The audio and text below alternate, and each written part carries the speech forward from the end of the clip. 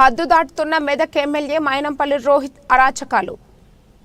మాజీ సీఎం కేసీఆర్ మీద అనుచిత వ్యాఖ్యలు చేయడమే కాకుండా బీఆర్ఎస్ కార్యకర్త మేకల నర్సింగ్ రావును పోలీస్ స్టేషన్ పిలిపించి దారుణంగా కొట్టించిన మైనంపల్లి రోహిత్. బాధితుడు మేకల నరసింహారావును పరామర్శించి పార్టీ నుండి అన్ని విధాలుగా ఆదుకుంటామని భరోసా ఇచ్చిన మాజీ ఎమ్మెల్యే పద్మా దేవేందర్ రెడ్డి.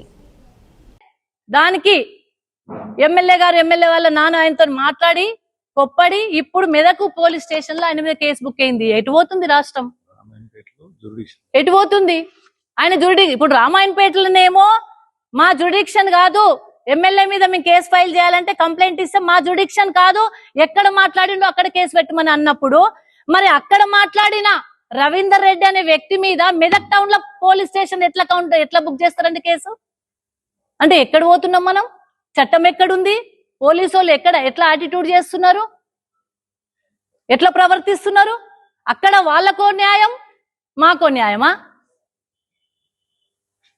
ఏమన్నాం? కౌంటర్ గా సోషల్ మీడియాలో దాని కౌంటర్ ఇచ్చిండ్రు. నేను ఒకటే అడుగుతా ఉన్నాను, ఎమ్మెల్యే గారు మాటలను కూడా వందల మంది ట్రోల్ చేసిండ్రు, మరి వాళ్ళని తీసుకొచ్చి ఎందుకు కూర్చుండబెట్టలేదు? అనుచిత వాక్యాలను ట్రోల్ చేసినప్పుడు వాళ్ళని కూడా తీసుకొచ్చి కూర్చోబెట్టాలి కదా. ట్రోల్ చేయడం ఎవరిదైనా తప్పే అన్నప్పుడు వాళ్ళని కూడా తీసుకొచ్చి కూర్చోబెట్టాలి కదా. ఈ ఎమ్మెల్యే గారిని అట్లాంటి మాటలు మాట్లాడమేనా ఇక్కడ గెలిపించింది? డెవలప్మెంట్ చేయమంటున్నాం, అభివృద్ధి చేయమంటున్నాం, మంచినీళ్ళ గోసుంది, అది చూడండి, కరెంటు గోసుంది, తిప్పలుంది, గది చూడండి, పంటలు ఎండిపోతున్నాయి, రైతు భరోసా రాక రైతులు అవస్థలు పడుతుండ్రు, రుణమాఫీ కాక ప్రజలు ఇబ్బంది పడుతున్నారు, మెదకులో ఒక్క పని కాక అవస్థ పడుతున్నారు, అందుబాటులో లేక ఇబ్బంది పడుతున్నారు, ఎవరికి రిప్రజెంటేషన్ ఇవ్వాలో తెలియదు, కళ్యాణ లక్ష్యం పథకం నుండి పైసలు ఏడొస్తాయో తెలియదు, తులం బంగారం ఎవరిస్తారో తెలియదు, మహాలక్ష్మి స్కీమ్ ఎప్పుడు అమలవుతుందో తెలియదు.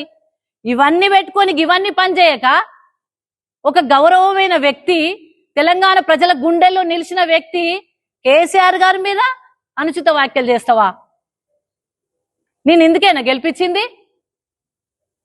ఇవాళ మెదక్ ప్రజల గౌరవాన్ని పెంచే విధంగా ఉండాలి నీ ప్రవర్తన.